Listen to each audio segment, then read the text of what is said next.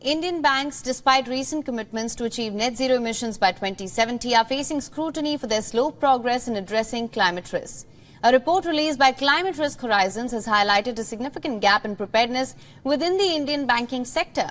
Of the 34 top banks listed on the Bombay Stock Exchange, only 11 have made substantial progress in addressing the risk posed by climate change.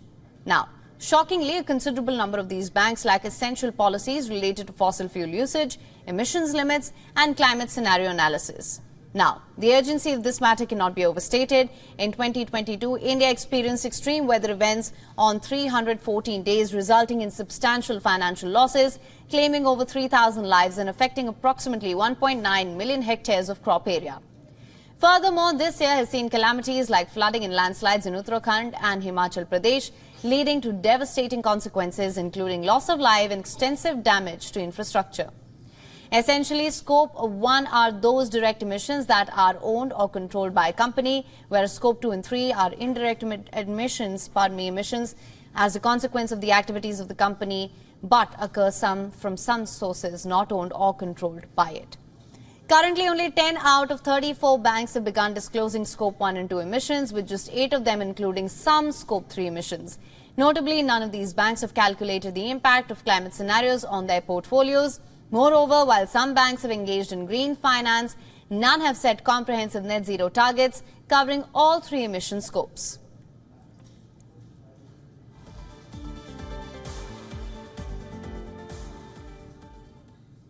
Now, next summer's wildfire season might be catastrophic due to El Nino, and Australian Treasurer Jim Chalmers has brought attention to the rising expense of disaster management in the country.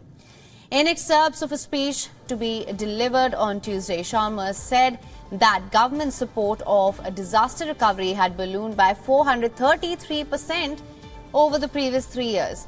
In the fiscal year ending on the 30th of June, expenses were about $1.6 billion.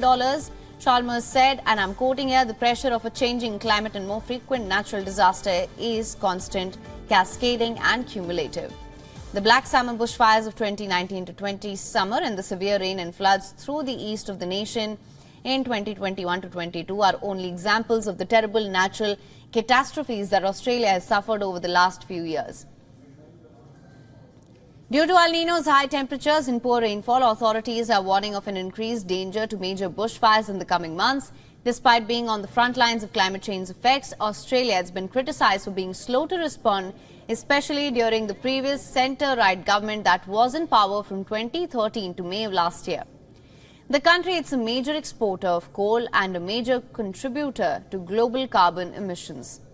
Now, the Black Summer bushfires and the October 2022 floods cost the Australian economy roughly $963 million.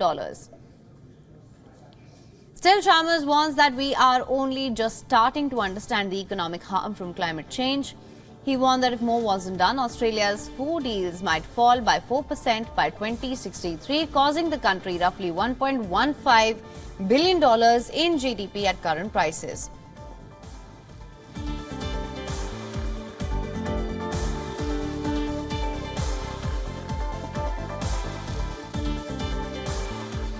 WION is now available in your country. Download the app now. Get all the news on the move.